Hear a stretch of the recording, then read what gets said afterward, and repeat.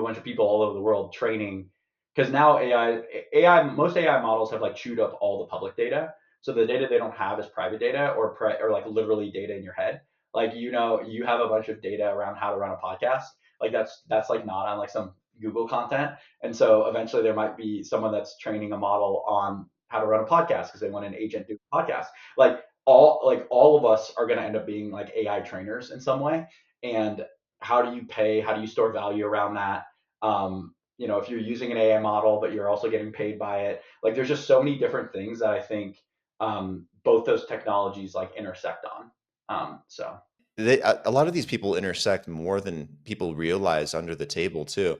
Like for example, one of the ex co-founders um, for Ripple Labs and XRP, the founder of the Stellar organization and the Stellar blockchain, who's also has a company called Vast that's building the next space station that's going to go up in space. And their senior advisors, one of them is Sam Altman. So, I mean, these people are much more dialed into each other in their industries, respectively, and what they're doing. And I think people don't really see that at a surface level.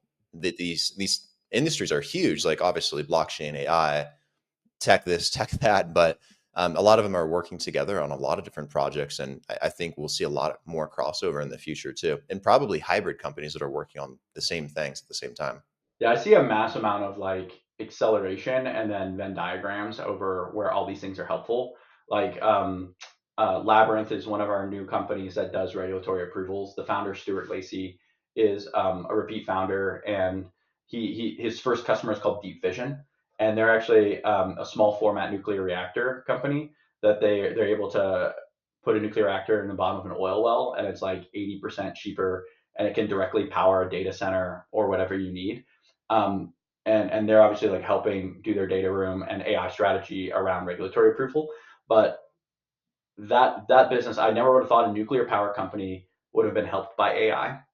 And then you start thinking about like, okay, I bet there's probably even uh, in the blockchain crypto space, like, okay, now you need to like store a bunch of regulatory approvals, or you need to pay and transfer energy quicker across borders, or there's all these. It's just an acceleration of things in every space, and that's really like kind of what I'm seeing at Infinity is that our model. That's why I'm like, our constraint's not capital. We've cracked the structure. Our constraint now is like really good operators that can come in and like build within a service industry for us. And I would love to get something in biotech, something in infosec, like all these hard industries. I think are really really compelling. So.